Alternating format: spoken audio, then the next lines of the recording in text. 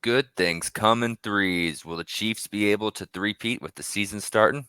Let's talk about it. Hey, what's good, y'all? It's your boy JD6 here. I'm with my man. Shout out to KC Sports Authority. Make sure y'all go check that podcast out, man. You heard the man.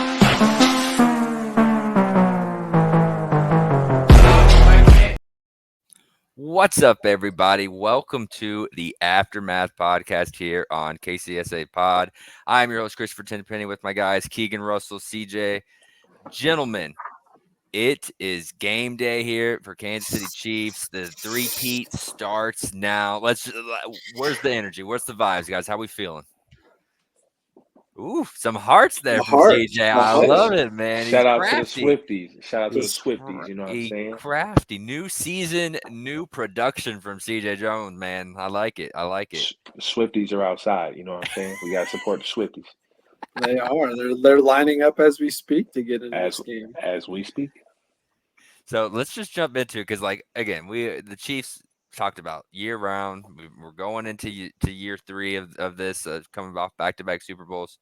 Let's just get it out of the way. Can the Chiefs three-peat? Is that we've been talking about it for how many months now, and it still seems crazy to even that we're in this position as Chiefs fans. Yeah, I mean, if there's any team that could do it, any franchise that could do it, Tom Brady had his opportunities, never got it done. The Chiefs are certainly the team. I mean, who else would you bet money on to do a three-peat? They're honestly, a lot of people are saying this roster is even better than last year's coming into it. So if Mahomes could win with the bunch of scrubs he had a receiver last year in the playoffs, and he's done it before, can he do it again with this group? Why not? Yeah, no reason to really doubt this team. They've kind of been doubted the last 4 years every time they've gotten to the playoffs in January. So this team is judged and based off what they do in January football in the postseason. Everything from September to December really doesn't matter. It doesn't matter if they go 12-5 and have a terrible season. It doesn't matter if they go 14-3 and have an amazing regular season. Everything starts with this team and ends in January. So when this team gets into January, they get into postseason mode, they're just a different football team. And we saw no better example of that than last year. We had we led the league in drops, the most since 2017 in the NFL.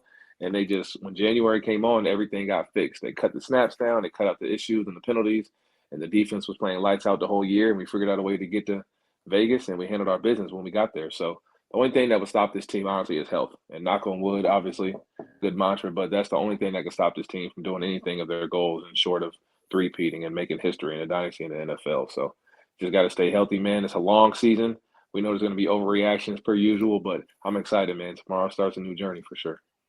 Yeah, and that's the thing about this team is yes, if there's any team you're going to bet on to win the Super Bowl, even the most stubborn of NFL fans would probably put their money on the Chiefs. It's just coming off a season like they had last year where it hit some lows, man. There were some down moments that we hadn't really been accustomed in the Andy Reid era in general, let alone the Patrick Mahomes and Andy Reid era they hit last year. And they were still able to get it done. So confidence is high, expectations are high. I guess the question then becomes, how are they going to do it? Because there's never been a target bigger than this. Like you said, Brady had his opportunity. He was still a young buck that really wasn't the vocal point. It was that defense. It was Bill Belichick, and it was just smart football. Meanwhile, the Chiefs are celebrities, guys. I know you know this, but they're trying to bring like an NBA vibe to an NFL stadium in the Midwest with the whole Taylor Swift, Travis Kelce thing. We've seen Paul Rudd, we've seen all those other Kansas City stars, and it's just kind of building on each other. LeBron's always shouting out Pat. It's become more than just an NFL circle. It's become a national thing to watch Chiefs games. So with that target getting bigger and bigger, it's going to be interesting to see how they react more. Not Pat, not Andy, not Kelce, Chris Jones. We know how those guys are going to react in the moments. But some of these other guys that haven't really had to go through that adversity, and Xavier, Hollywood Brown, Sula Mattia, Kingsley, who we're gonna get into. I still struggle with his name, by the way, so don't judge me too much. Sula Mattia, Sula Mattia.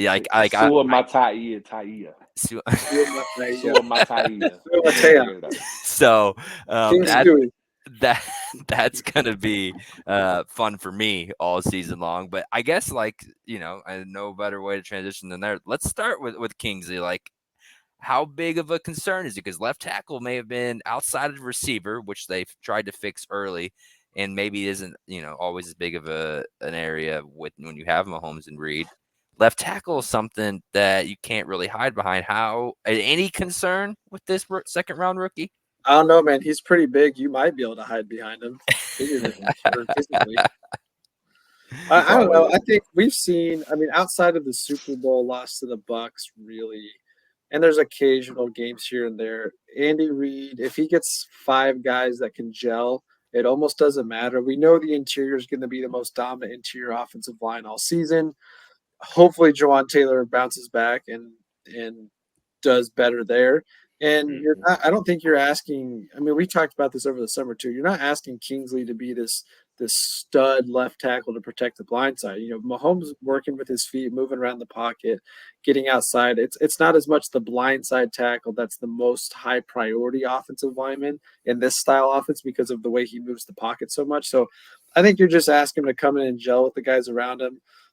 Now, it will be interesting to see how he handles some of these studs in the AFC conference that are coming off the line. But am I worried? I don't think so. I think if he didn't win out the starting job, I'd be worried because Absolutely. I don't like their other options at starting left tackle. No, for sure. We knew this day was coming. We've been saying this for the last 3 years since Eric Fisher went down when he popped his Achilles in the AFC Championship game versus the Bills. Eventually, we're gonna have to find a left tackle, and we've been doing stop gaps, whether it be with Orlando Brown Jr., whether it be Donovan Smith. Eventually, we're gonna have to draft a rookie and develop him, and this is that time now. And like Chris said, coming off a point where you've won back-to-back Super Bowls and you have the best interior in the league, there's no better situation for a rookie left tackle to come in than this playing next to arguably the best left guard in football in Joe Tooney as an All-Pro and obviously a multiple-time champion in his own right. So if I am a rookie left tackle, and Kingsley obviously is a guy that has the athletic ability, he checks all the boxes for his mantra and obviously for his body makeup. Now he just needs the reps. So to Keegan's point, if you can get reps and you get time, and usually we know the offense will start to gel offensive line wise with Coach Andy Heck probably around like a month in because like preseason is only so much you can do. Camp is not really full live reps. Now we get to see like real football for the first time from these guys. So give them about 4 or 5 games in. I think they'll settle in, and Kingsley will be playing his better football by the time we get to November and December as well. So I think he just needs time and needs reps. He has all the athletic tools that I like. Like you said, he's big and tall. He has great feet. He's quickness. He has a strong punch. He's good in the run game. Now the pass pro aspect will be a little bit of a transition for him, and that'll come with time. But there's no better group that I would want him to be a rookie in within this group right now. So I think by the end of the year, we probably won't be mentioning his name as much, which is a good thing. When they're not talking about you, that means you're playing good football. So I expect good things from Kingsley. Not as much early on. He may have some little struggles, but overall, when you have Mahomes, we won't have the receiver issue as much. They'll get the ball out quick. I don't really think we'll hear his name called on TV too much this year. One thing I am interested to see very early on, especially in this first game. I mean, we saw when Taylor was starting to struggle, they moved a lot of protection to that side. They'd have Mm-hmm. Kelsey line up on the right side, extra running back, whatever the case may be. I am very curious to see how that looks game one. Do they which edge do they slide protection to if need be? And if Pat Mahomes is rolling out, is he rolling out to his right? Is he rolling out to his left? So I think that'll be interesting to see because that'll tell you how much confidence they have in him. But concern level, I'd still say concern is low. Yeah, and I think mostly for me, why the concern level is low is because of who the quarterback is and because of how good the other 4 linemen is. Like you guys are talking about Taylor struggling. He really wasn't that bad in pass or run, but it was just the penalties. He Yeah. had some moments otherwise, but like now if so he so Kingsley can struggle for all I'm concerned early, and I think the Chiefs still are able to pass it. Now one of those other guys goes down, and you have Caliendo or you have Morris, one of those depth linemen in there, then he has a little bit more of a spotlight on his production because it is left tackle at the end of the day. Yeah. When you have 4 good linemen, it's not your father's NFL where it's a statue back there for quarterback. That left tackle isn't as important, but it's still important if the rest of the line is struggling a little bit. Luckily for the Chiefs, though, they've got 4 other guys that you can really rely on. The other big storyline on this team, and I have it's the wide receivers, but I have it more as the deep ball, but it just as the wide receivers as a whole. This unit was the most talked about unit, not just in Chiefs Kingdom, but probably in the entire NFL. It felt like the number one storyline. Everyone was talking about it. The Chiefs have the wide receiver weapons. They went out, they brought in Hollywood Brown, they brought Juju back late, which is I kind of want to know, especially CJ, your thoughts on that, and then obviously with the draft pick of Worthy. We'll start with you, Keegan. Just how did they fix this wide receiver group, and are we going to be seeing Mahomes start to chuck it a la 2018 style? Yeah, I think, I mean, what have we seen out of Brett Veach since he's been the GM? Every offseason, he addresses the biggest need as quickly as possible, and he throws quantity at it. This year, I think we're going to see the combination of quantity and quality. As soon as Hollywood Brown's back on the field, his ability to stretch the field as a deep threat himself with speed off the edge. Xavier Worthy, a guy who's also got that breakaway speed, and then you throw in Rashee Rice, who's got the catch and miss ability in the middle of the field. Travis Kelce is going to have a lot more space now to work with all those guys moving around. You got to think they're going to take a deep shot, and I would not be surprised if their first offensive drive, one of the first 3 plays, is a deep shot just to test it. But you got to think they at least have the personnel. And again, Justin Watson was still a pretty decent threat down the field, and we know Mahomes trusts him. So it's definitely going to be in there, which will really help the offense get moving, because what they'll start doing is, you've got a fierce runner with Pacheco, and then they'll start to creep up a little bit to try and contain him at the line. And then boom, that's when you break him downfield because the safety starts cheating in. And the Chiefs have 2 guys with speed that can get past the safety before his hips are turned. Exactly. Couldn't really say it any better. This group obviously was the worst in football last year. Like I said, they had the most drops in the NFL in the season since 2017. So it doesn't get any worse than that. And somehow you still end up with a Lombardi, which still makes no sense to me. Obviously, all the names that we complained about last year are pretty much gone from the receiver room or removed from the head front. Kadarius Toney is no longer on the roster. Marquez Valdez-Scantling is no longer on the roster. Scott been reduced to wide receiver 6, 7. So all the headaches that we had to deal with last year are pretty much removed from the situation. Now you bring back Juju Smith-Schuster, one of our favorite receivers from our Super Bowl run 2 years ago. We add Hollywood Brown. You draft Xavier Worthy. Rashee Rice, sophomore year. I expect a big jump from him. And obviously we hope and keep our fingers crossed there's no surprise suspension. But as of now, he's going to play. So that was kind of the best case scenario we were hoping for all summer. So this is the best receiving core you could say Pat's had since the 2018 year. And obviously, if we're talking about top to bottom, this group should be better. I mean, I love DeMarcus Robinson. I love Sammy Watkins, but a top to bottom group. Yeah, the overall depth. Yeah, this group is better. So tight end group is obviously we got our 13 personnel back when you add a guy like Jared Wiley out of TCU. So we get that height and that athleticism we had with Jody Fortson back in 2022 as well. So overall, the offense should overcome all of the maybe slight dip in lack of defense and secondary play we lose with Snead being gone. But overall, when you have that much speed, Xavier Worthy's prop, just for like a glance at the bets tomorrow, his longest reception is 20.5. He got that in his touchdown in the preseason game. That's pretty much a layup for a guy like him with that speed and the deep crossers and the overs we run with this offense. That's pretty much a lock. So there's some other good props I'll give out later when we do our segment. But having that kind of speed with a guy like Xavier Worthy, that's just going to make everyone's job easier. Rashee Rice and Travis Kelce are already going to get all their intermediate to short catches. And you add a guy like Xavier Worthy, Hollywood Brown when he comes back, Justin Watson for his 2 to 3 targets he gets per game. Everyone's job just got 10 times easier from what we did last year. So coming into the season, nobody's happier than obviously Mahomes having all this speed out there. But everyone's job is just it's less stressful now. Now you have to just run your route because everyone's going to dictate coverage. But the main guys that will do that is Travis Kelce and Xavier Worthy because of Travis' route running ability and Xavier's speed for sure. Yeah, the 2 things I'm still, I guess, wouldn't question, but trying to figure out how the pieces fit is the role of Juju and the role of McCole Hardman. Both these guys, I'm going to guess more times than not, depending on how we shake up, it's possible one of the 2 of them isn't active every week. But if they both are active, what type of role do we see? Is McCole Hardman mostly special teams? Is he coming in, in spurts, a little bit in the second quarter to do a couple plays? I do think the re-addition of Juju will benefit us because it's one of those incredibly low risk, potentially high reward.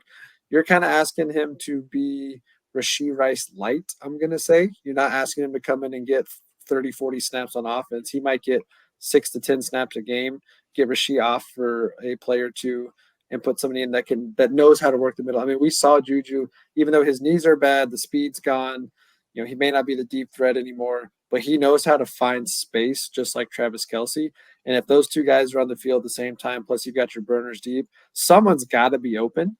And heck, the addition of Samaj P right now in the backfield is a pass catching threat too. Someone's going to find space, and it just feels like this core group of receivers, running backs, and tight ends.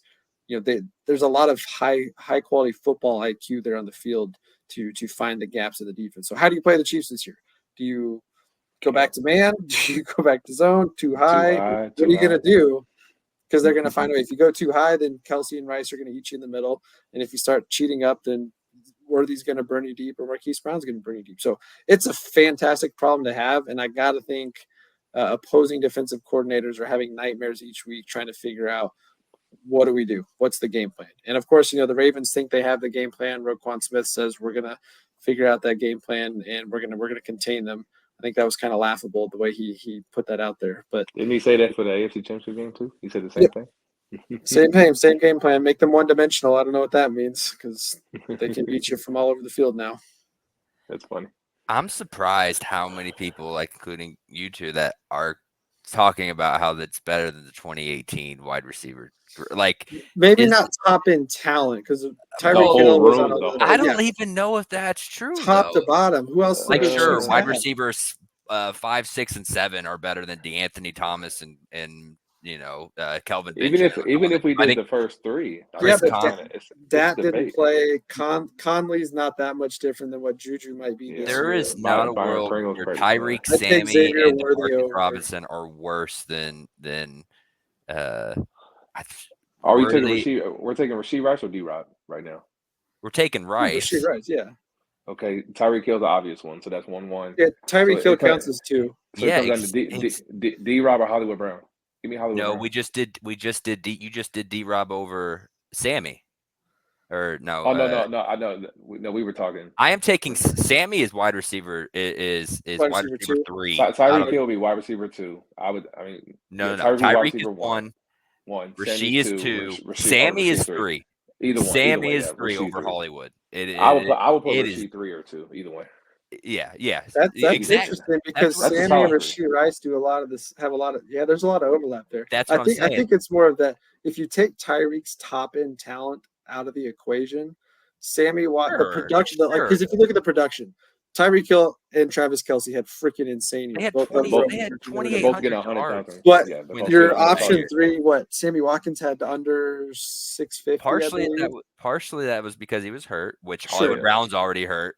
And the other part, again, Travis and Tyreek combined for nearly 2,800 yards. Like Travis ain't doing 1330 again. I'm sorry, like the dude's still an animal. I think it's possible he ain't doing 1330. You get better production out of your wide receiver 3 and 4, and I think that's where some of the conversation. The 3 and 4 is better. You might not get that out of 1 and 2 because that's hard to do. But your 3 and 4, you're more trustworthy of what they can provide. And I think Hollywood Brown can. Like you take Tyreek Hill. If Tyreek Hill had to miss a game, you're screwed. I am not trying to be. I am not trying to be a hater coming into the first game of the year. I promise. I'm just pointing out everyone's sitting here talking about this receiving core. And I was like, you're banking on a receiver that's already hurt, a rookie, Kelsey, who's still great, who's still probably going to get 1,000 yards or being that has lost a step over like that's undeniable, even if he's still the top 1 or 2 tight end in the league. And everyone's like, oh yeah, this is better. I was like, I don't know. Like, sure, 4, 5, 6, and 7, clearly better. But how often do you win ball games because of this? You may win a game, but how often is that really the difference maker? So I just want to pump the brakes a little bit. Maybe Worthy comes out. Maybe Worthy comes out and sets the world on fire, and Hollywood Brown's back week 3 or 4, whatever it is, and he's, finally playing with the quarterback that can throw, and he's great. We haven't seen that yet, so I'm not ready to jump. And we've still never seen a rookie wide receiver produce at a high level. Yeah, produce early is for sure. Chiefs offense yet. I think Rice produced. Yeah, Rice. I think Rice. I think Rice was more of a necessity in the last 8 games last year. They had no other option. But anyway. both groups are good. It just depends what you want. Do you want the speed factor or the guy that are more consistent? I love D-Rob for everything he did for us, but the inconsistencies is why I would choose our group. So that's why I would pick Hollywood over him. But Sammy Watkins and Tyreek Hill, I'm never hear a bad word out of my mouth about because they made big plays for us. So it's not a bad choice either way. Really, you just got to say jet, chip, wasp, and that's probably the argument. Lock it in. So again, and I wish the Sherman play had a name because that's the prettiest play. Otherwise, he got burnt. Yeah, the Sammy Burnt Sherman play. But yeah, so I want to get a little bit of the receivers. Obviously much better situation. It's going to be fun. I hope good problems. Yeah, I hope Worthy. Let me ask you guys this then. So Mahomes went for 5,000 that year, 50 touchdowns. With this group of receivers, how many guys have north of 750 receiving yards? Travis, Hollywood, Rasheed. Yeah, I think 3 is my number. I Uh, don't think it gets more than 3. I Zay's debatable, but I would say 3 to be safe. it, Zay's the question mark. He could, but if I had to bet money, I'd go under. But that's the 3 for sure. honestly, if you set the line at 2.5, I would Take stare the at over. it. I would stare Long at it time. because, I would go over. again, I would go over in a 17-game season, I think Hollywood feels like a no doubter. for Like sure. he's already going to miss a few games. Like so that's why that's why I would stare at it Yeah. because Worthy definitely has it in him, but also they brought a veteran in Juju for a reason. They still have Watson. Like, there's going to be some of these older guys that are going to take some reps to where if Hollywood was healthy, I'd hammer the over. But with him being injured early, I'm going to stare at 2.5 and not quite sure which way I would go yet. He does get to play the Saints and get to play the Panthers this No, year. you're So right. two You're bad right. defenses that'll help him out. So You're it'll right. be and they're both those. I'm not saying he can't get there. I'm just again, I feel like the Debbie Downer, man. Dang, the Chiefs. So how about is the 5,000 You gotta yards? play devil's advocate. Can Mahomes get to 5,000 yards this year? He could. I don't think he will though. But Yeah, I he don't can think though. he will either. I don't think Because I still think Andy's running the ball more than Yeah, probably we have to defense. run the ball The more. defense Yeah. is too good too. Like there's just too many factors. 5,000-yard seasons don't really impress me anymore. Yeah, Just we're not in a get to situation where January. Mahomes has to throw for Yeah, 5,000 to get to win. January, bro. Speaking of defenses, why a big reason why Mahomes probably won't reach 5,000 yards. Chiefs lost arguably a top 10 corner. I know Chiefs Kingdom's kind of moved around on that number a little bit over I the mean, he was the best corner in football last year. But yeah, is he an yeah. overall corner? Is he top 10? Yeah, he's top 10. Yeah, I think top 10 is safe on That's a all safe on bet for for sure. all fan He's like in bases. that he's like that 7 to 10ish area. Right. And so, Jerry Sneed's gone. He's in Tennessee and that was a big reason having him and Trent McDuffie do their thing was a big reason why the defense succeeded like they did. Is it going to be a problem this year? It's kind of the issue that no one's really talking about. Yeah, I think everybody's talking about it. I just haven't seen it pop up enough. You know what I'm saying? Like It doesn't seem like there's a lot of worry. it's not a national talking point. Sure, It may be a that's true. Chiefs Kingdom talking point because We talk about it all the time. We dissect this team like nobody's business. But it Absolutely. seems the national narrative is more on our last 2 points. Is the left? I've seen a lot more national people talk about the left tackle and the receiving core. Mhm. Meanwhile, the secondary, I like the guys there. Is it? But again, you lost Snead. Is that something that maybe more people should be looking at? I love the safety room, so that's probably why I don't have as much doubt about this group. Mainly because, and this is a hot take. I've told all my friends this. This is gonna be the best safety group in football in the next year, maybe 2. Hicks is Be the the best. dog. If Hicks comes in and gets reps, obviously we expect Justin Reed to Connor. possibly move on after this year. Shamari Connor showed promise a lot as a rookie. Brian Cook was very solid for us, and he hasn't shown any setbacks, knock on wood, for his injury he suffered last year. So those 3 guys are all versatile. They all can play deep or play short. They all can cover, and they all can tackle. Those are things that I love about that safety group. So even though the corner group overall isn't as good when you lose a guy like Snead, having Shamari Connor play nickel in the slot make Josh and Jalen's job 10 times easier. Now you don't have to worry about moving those guys. Trent can come in the slot when you need to at times. Nali, who looks healthy, can come in the slot if you need to at times. Shamari can come in the slot if you need. You have 3 guys right there who I just mentioned can come play nickel or play in the middle of the field if need be. So, and along with Drew Tranquil, who can cover running back side of the backfield. So having that safety group makes the corner's job a lot easier. That's why I'm not as worried. Yeah, I think if you pair that with Spag's system, I mean, and Coach Merritt, too. They're going to coach him up.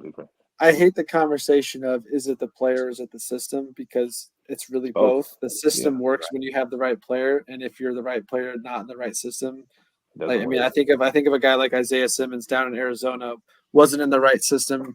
Didn't really he kept moving all over the field, but they never really found a way to utilize the skill set. Not even saying that he's being used correctly in New York, but a guy like that's a Swiss Army knife. The Chiefs figure out how to use those Swiss Army knives and put multiple on the field at the same time. And Spags knows how to dial up pressure in the right way to keep offenses honest and to take some of that pressure off the secondary. I think the only worry is this is going to be, again, still a younger secondary group as far as on-field time. But heck, two Super Bowls ago, we had, 3 rookie cornerbacks starting in the Super Bowl next to Snead. So even though they're young, they've probably got more snaps than most. I think you get a little bit of different stuff with Josh Williams and Jalen Watson, but I think they're relatively interchangeable. And there's going to be plenty of times where we see them both as the two outside with the McDuffie in the slot. So I think we've got the right pairing of guys to go along with Spag's system. And I do think the D line is going to be even better this year. And I think the linebackers, despite losing Willie Gay, I think Leo Chenal is very slept on nationally. And I think we're going to see Spags rotate those linebackers in a different way this year to showcase that athleticism. Absolutely. Yeah, I'm worried a little bit about the depth just because you're one injury away from Sure. like Always last, a you know, long season. the last Long two. season. I mean, that's football. I get it, but the last 2 years, you know, we saw McDuffie go down. It wasn't that big of a deal because you had Snead, and then Watson and Williams played really well. Well, now Watson and Williams are going to be playing a ton to where if McDuffie goes down or even one of them go down, you're taking a big hit, and you're either going to cornerback 4 or you're asking Hickson and Connor to play a lot more than they're used to as young guys, and it'll be interesting to see kind of how that works. So I don't think it'll be a huge deal. There are just a few, you know, worst case scenarios that issue me. I think the D line is, you know, like I don't like the D tackles really. I mean, obviously you got Chris Jones. I'm a little worried about Turk coming, you know, the injury. He's been great when he's been healthy. Nadi has been, you know, Nadi's our guy. Nadi's a Chiefs legend, you know, because he's been here forever on these teams.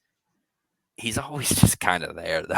Like, I mean, he's just there. They don't do a lot to excite you. Right, Yeah, they right. didn't really You know, add no Pennell's depth a to year that group. older, so like with the minute you out, and I know that's the end, but like sometimes the D line and it worries me a little bit to where if Chris Jones and Karlaftis are shut down, or is the secondary going to be able to hold it? Because who else? Like you're really asking Dana then again to come back from a career year as a 5th round draft pick or 6th round, whatever round he was. Does he have another year like that in him? Maybe. Again, I'm playing devil's advocate. I really do like this roster. I think it's great. I think there's a lot of, but I'm just trying to like think There's of always worst case holes. scenario on some of the minor holes this team has. That's where I would be at is. And I think you said it right there. That's why this isn't a huge concern because we're talking worst about case scenario. Right, we're talking about depth. We're not which talking is a good spot to be in. Good question to have. I've thought about that the last 2 years. Is that we've never really had that other guy at D tackle next to Chris Jones that really gets you excited every day. But they know how to rotate well. I think Dana on the edge has been way better than most people expected the last few years, and he can play a little bit of inside too with his frame and size on the run. Pennell, I don't know if he's going to have the same year he had last year. This is our first time getting a full season out of Mikey Peat. Yeah, we've he's never always seen like a playoff guy. So who knows if he holds up? But I wouldn't be shocked though if this is a group that come week 2, week 3, week 4, depending on what other moves happen around the league, I wouldn't be shocked if there's another addition because you still have guys in that D line that are perfectly capable but have had injury concerns. Even a guy like Matt Dickerson, I know I don't think he's on the active roster, but he's a guy that's come in and played for them. It feels like, again, with this system, they've been able to do next man up and get by for a while. Mm-hmm. Now, albeit George Karlaftis had a much improved season. Charles Omeni, he was great last year, and Jones was what Chris Jones does. So that certainly helps. But yeah, that I could see that being a concern if Nadi gets injured or Pennell doesn't have the same tenacity that he had in the postseason. It's always a concern because you go into the season, you're like, hey, can we improve the room? And obviously there was some D tackle that we wanted to get in the draft. Obviously, if Sweat would have fell down, I would have loved to grab him out of Texas last year. That would have been an amazing pick. There were some good corners that I liked in the draft, but we know this team doesn't really take corners high unless you're a guy that's in the first round, like Trent McDuffie. So they always like to find value. So obviously, all the rooms that we've mentioned, D-line or corner, I think all of those additions can be made around the trade deadline. And those are kind of issues that are not issues, but necessarily rooms of improvement that you can add upon when October gets here. But for the first 6 or 7 games, all the guys we just mentioned, the Nadi, the Josh Williams, the Mike Pennells, those guys are good enough to win us, 5-2, 6-1 in the first 7 games. Not really or our bye is at week 6, obviously, early this year, which kind of sucks. That they're good enough to win those games for us now. Now, when we get to October, I do expect us to add another pass rusher. We already did try to add the kid from Arizona, and we're trying to add. I highly guarantee we'll add another DB, whether it be a guy off practice squad, Kelvin Joseph. Maybe he gets cut, maybe he comes back. Obviously, they really like some of the guys that they brought in during the draft this year.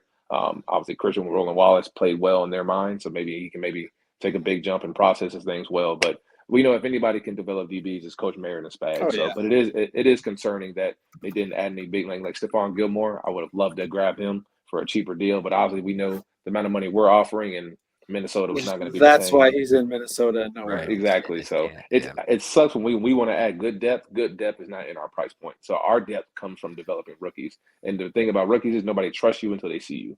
So we just got to let guys just kind of play it out. But the room we have now is great. I think it's good enough. I think the guys just have to just play their hearts out. And when we get to October, we'll see who's cut and who's hurt. And hopefully there'll be some guys on the trade on the block and who's available. But I definitely expect them to add guys to those two rooms for sure when we get to October. Yeah, and the one guy who's really hoping that the D line doesn't underperform is Felix, because if the D line underperforms, everyone's going to be talking about how much of a bust he is a first That round sucks draft for pick. him. He's Yeah. still young. He still has a chance, but everything we've seen, he just doesn't seem to really have it. Which They set up my guy for failure, man. I love Felix. That's my dog, but like he wasn't supposed to be a first round pick. He was no, supposed to get drafted, just not in the day one. You couldn't wait till tomorrow to do it. Why you gotta do they that? Now needed he the got all this. moment. It was in Kansas They, City yeah, coming they off. couldn't they couldn't Now they got transition. this spotlight on him. I'm like, not my dog, man. I think we'll know though. Same thing with him. Like, there's a couple guys on this roster. We'll know by week 4 if they're part of the game plan or not. And Felix is going to be one of those guys that he's probably I don't think what this is a big week for him this week. He'll 4th. probably be like a Bengals week. He's Yeah, a speed like rush guy, like or edge he rush might be guy. 4th in the pass rush totem pole, but he's a guy that he has a couple breaks here and gets some more. I mean, we talked about this last year throughout the season. It's about the snap counts. Who are the guys that are getting the snap counts? And we were questioning that all year with the wide receiver group last year. I think the defensive line group could be one without Omenihu, is one that we're looking at each week going, all right, who's got what % of snaps? And I think that'll tell a lot.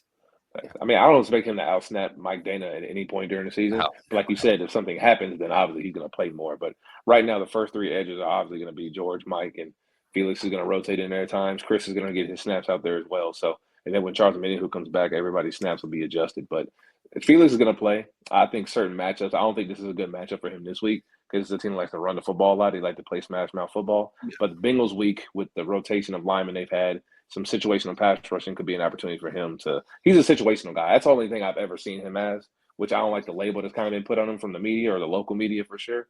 Just because you're drafted in the first round doesn't mean you're an all-world player. It literally means there's only 20 players who get a first-round grade. So anything after really pick 15 or 20 is really in a gray area. Are guys that could have been drafted from 2nd to 3rd round anywhere on. It's just you got pushed up because of the position value. So I think Felix will be good for us this year, but I never had any high expectations, but I do understand why everybody looks at him for sure. This is all Beach's fault, not his fault. Definitely something to keep an eye on. All right, I want to jump in real quick. Let's do a quick Ravens preview with the game coming up. Just, we don't have to go position group by position group, just kind of overall thoughts and expectations. This is a big game for the Ravens more so than the Chiefs, just because of the revenge factor. Yeah. Like, what are you thinking? They need it, Yeah, the pressure's got to be more on the Ravens than the Chiefs. which is kind of weird, but the pressure's definitely on Baltimore because they can beat us in the regular season and nobody's going to care. Yeah, That's the only thing. That's why I'm kind of really chill about this season, honestly, overall, because the biggest games for us we know are going to be this game, the Niners game on the road. Obviously, we go play Houston at home, and then mostly in the Bengals at home as well. Like any of those games, if like the regular season, if we lose, most of the fans I've talked from their fan bases don't really care if they win that game. Because like, bro, we got to beat them in January, and most of the teams we're going to see, we played them all in January at some point, and we beat them. So playing you well in September and October, nobody's really going to trip because if you don't do it when it counts. So the pressure of being all on the road team, coming on the road to play a team that's defending national or defending a Super Bowl champs is very odd to say, but it is true. All the pressure is on Baltimore. Yeah, and we already went out and lost game 1 last year after hanging a banner, and that didn't seem to impact the season that much. I will say this. I was talking, for those of you that checked out or will be checking out our week 1 NFL betting episode, if you haven't watched it by the time you've seen this one, we talk about the Chiefs-Raven game being, Ravens plus 3.5 on the road, and how traditionally speaking, the last several years, the opening night banner hanging team has either lost or not covered the spread the last several years. So the Ravens are in a good spot from that standpoint. But I was telling my buddy, I said, something's different about the Chiefs coming into year 3 of Super Bowl playoff run than what I've seen other teams that come out of winning the Super Bowl. The Buccaneers, when they came off the Super Bowl, Tom Brady and Gronk, they had no focus. They had no discipline coming into the next season. The Rams, they were trying to figure out, is Aaron Donald going to retire? Is he coming back? Is Matthew Stafford's body going to hold Odell up? Is Beckham Cooper was Kupp going to gone. hold up? Odell's, yeah. There was all these storylines, and this to me something about it almost felt robotic listening to all of the press conferences during training camp and during the preseason of not we're done. We won the Super Bowl. That's great. That was 6 months ago. We're winning Super Bowl this year. So they just seem ultra focused. And I think that's, a reflection of Andy Reid and the system that they have in place. So I think they're going to come in very dialed in. Yes, there might be some of those pregame, early game jitters and excitement. Maybe it takes the offense 1 or 2 or 3 drives to get going. Because I do think the Ravens are going to come out and with their foot on the gas pedal, try and make a statement early. But I think ultimately, when it's all said and done, I mean, to me, the Chiefs just feel like the best. To me, they're still the best team, both sides of the conferences, and they're the most well prepared team week in and week out. No, absolutely.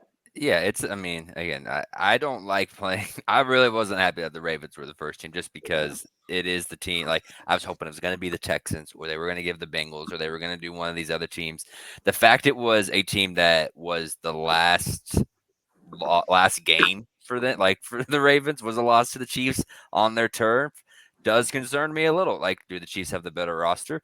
Absolutely. I do not like what the Ravens front seven looks like at all I on don't defense. like the receiver room either. Yeah, I That's don't like the another thing receiver they're room trying to either. do. Yeah, like, and then they're relying on Derrick. Like, there are a lot of things about this roster I do not like in Baltimore, even though a lot of people are still picking them to win the AFC North.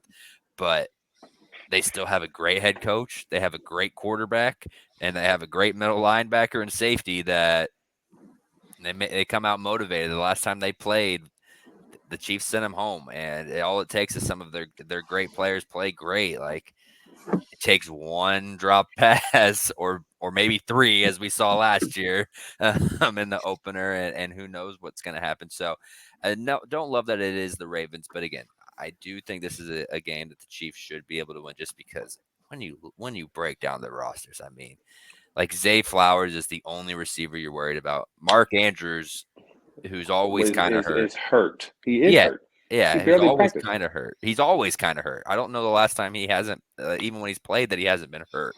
Exactly. They lost Patrick Queen. They have one pass rusher, like, who's coming off a great year, and another name I struggle with. Matabike. Yeah, Did they Justin bring back Clowney? Madubuike. what? Matabike, yeah. Yeah, Did Clowney come back or he leave? yeah. He's who? Clowney? Clowney. Clowney's gone. I'm pretty Van sure. gone? Noy's Van Noy's their second best pass rusher.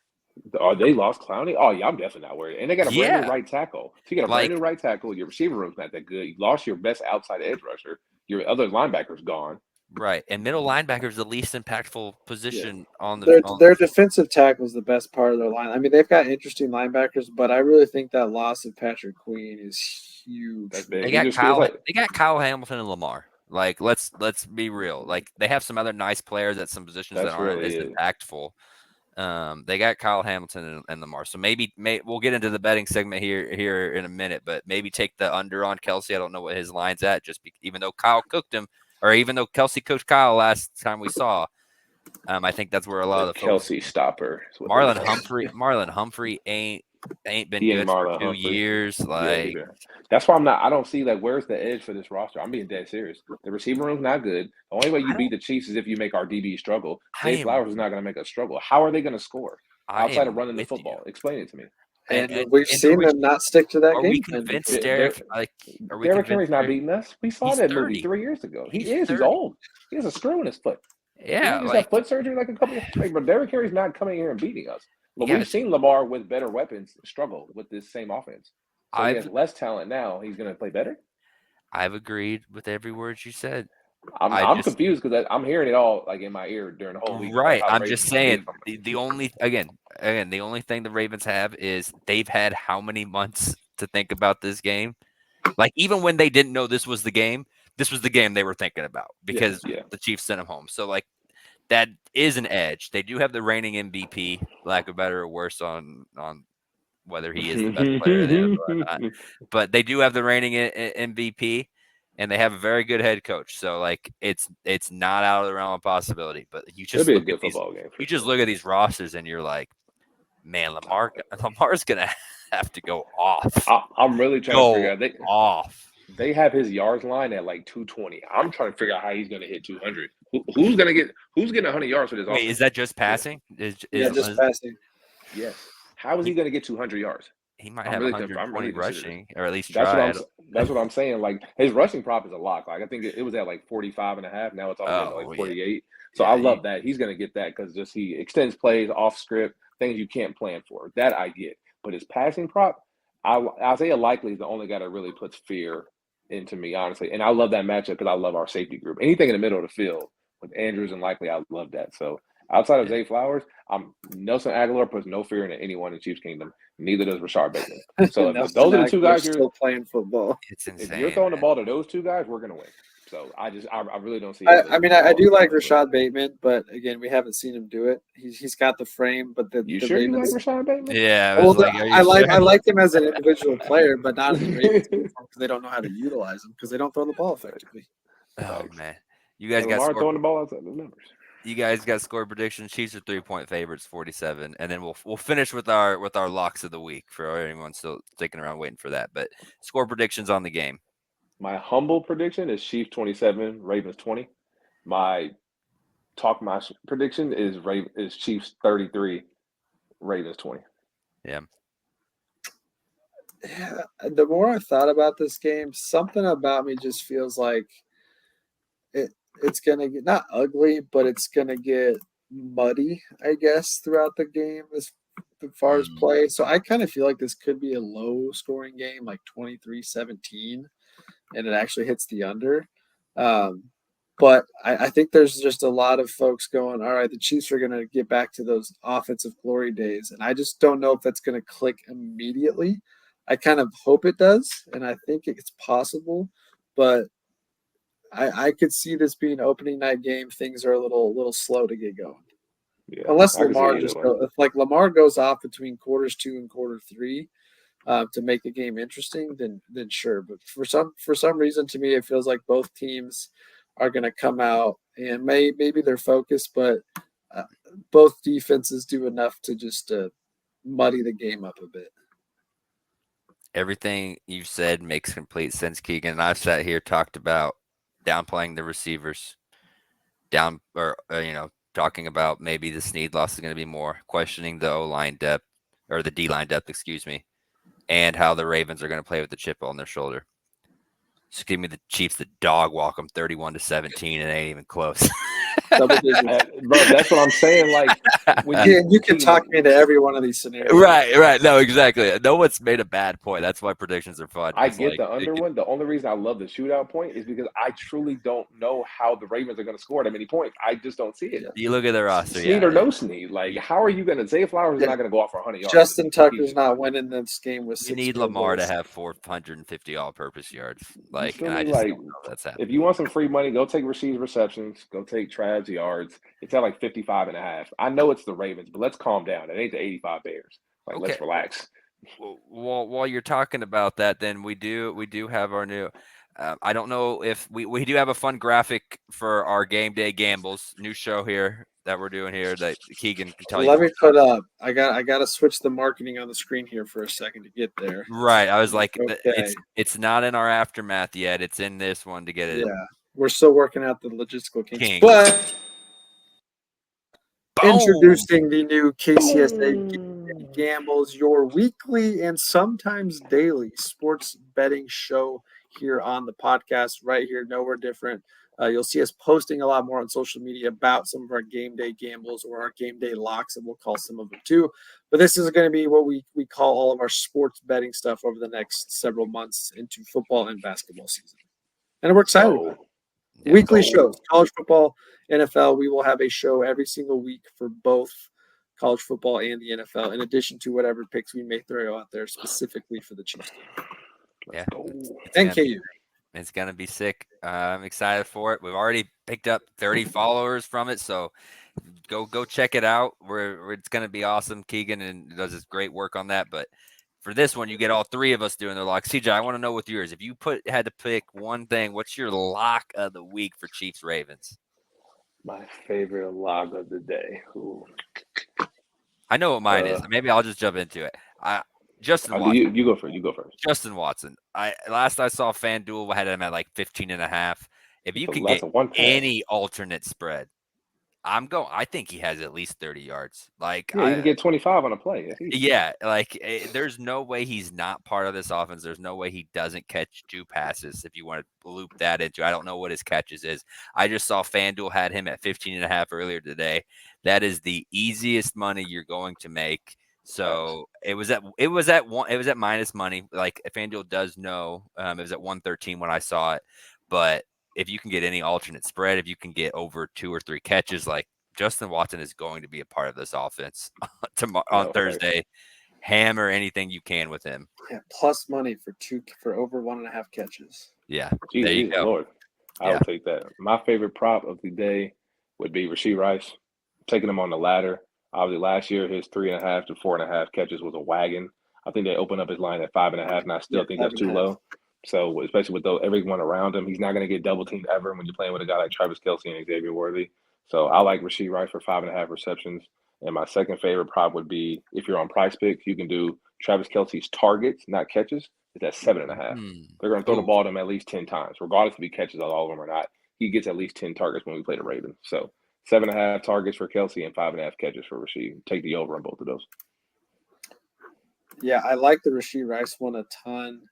Again, just like you said, if he's getting close to 10 targets a game, there's no way he doesn't come down with at least 6. So after this week, maybe that keeps jumping up. I'm going to kind of take one similar to you, Chris, but I'm going to go with a different player. They talked about this all offseason, and one of their recent roster move additions is supposedly to get this guy more involved in the offense. So I'm going to go with Noah Gray, over 12.5 receiving yards. Okay. This is literally all I did during the playoffs. Minus 113. I love it. I talked about last year. If he gets one catch opportunity, he's very likely to beat it because he was averaging close to 12 yards a catch last year, which, again, was not often. Keegan, I literally paid all my bills with these props all January. Yes. I remember talking about it. We did this all play. It was the same thing every week what Chris just said. Justin Watson, 15 yards. Noah Gray, 3 yards. I'm like, you're doing the same prop. Marquez Valdez-Scantling for 2 catches. I'm like, I know he sucks, but he can catch the ball twice. Like, literally these role player props, you can cash these every single week. The lines aren't going to change. They're doing these every week. Yeah. For every team, by the way, too. Like, I know we did it in January. Yeah, like, it's not just the Chiefs. Obviously, we're more well-versed in there, but, like, you can do that for a lot of NFL. I love the role. The other one I like is Isaiah Pacheco plus 115 for an anytime touchdown. Oh, yeah, I took that as a straight bet for sure. And his 2.5 receptions is good money, too. He'll be involved more in the passing game. Can you bet Carson? Even if you can't bet Carson, I do like one of the running backs, non-Pacheco, whether that's P. Ryan or Steele. Yeah, P. Ryan's plus 600 for. I think Steele's plus 400. Yeah, Carson Steele's plus 850 anytime touchdown. Throw $5 on your favorite or both. Who knew? Either one. One of them gonna cash. Yeah. Here we go. Sky Moore, week 1 touchdown plus 800. Stop doing that. Yeah, I like Pacheco in this game to get a touchdown. I think they want to show that they can score touchdowns on the goal line in a conventional way. Yeah, and not just have to be flashy. And then I might change my mind on this, but I still kind of like the under to hit in this game because the Ravens defense isn't what it used to be. But maybe I just have to see the offense click before I trust they're going to go back to 24, 30 point plus game performances. It will be a fun one to watch. We'll be all glued to our app, seeing if our cash hits or bets hit. Get some cash. I know CJ is always rolling cash. Keegan as well. Oh yeah, at first quarter props, I found these earlier today. These are so disrespectful. Travis Kelce, 8.5 yards. Disrespectful. Oh, only 8.5. He'll get that in the first drive. He'll get that in one play. Rashee Rice, 9.5 yards first quarter. You're welcome. FanDuel, go get money. I think it's like minus 115 and minus 113. Go get some free money.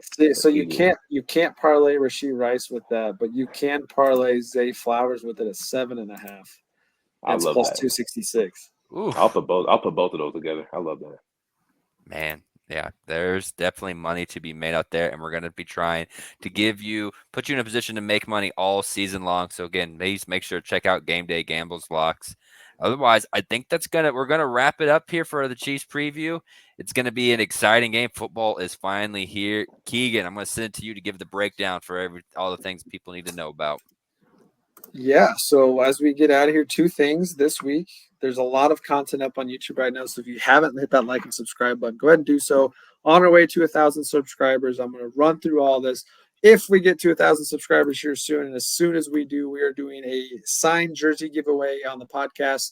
One Jalen Daniels signed jersey and a Devin Neal signed jersey. So two lucky subscribers will be the winners of these two jerseys once we get to 1,000. Make sure you're following us on all of our social medias at KCSA Pod so you know when it is time for that jersey giveaway. We're about 100 subscribers away, so you can help us out there. Like I said, these Game Day Gambles, we got 2 episodes up for you this week. As you're watching this, we've got the NFL betting episode, futures, as well as all of our week 1 best bets. Go check that out. It's got a lot of great stuff in there. A lot of fantastic value plays with the NFL awards this year. And then we've also got week 2 of college football best bets. Our week 1 episode, we went 2 for 2 out of our official picks, and also got our game of the week picks. We got a great one there for you to go check out to make money all this weekend. But yeah, that will probably do it for us. Again, make sure you're hitting that like and subscribe button, share it with a friend, and we're looking forward to football season. Anything else you guys got? Nope, I can't believe it's already here, man. Snuck up. Flies by so fast. It's becoming a good habit, boys. Let's keep the train It going. does. Well, let's go out and not just get the dub tomorrow, but let's kick off the 3-peat season with a win and go out and make some history, boys. What do you think? Whoop. Let's do it. Let's go, Chiefs. Cheers.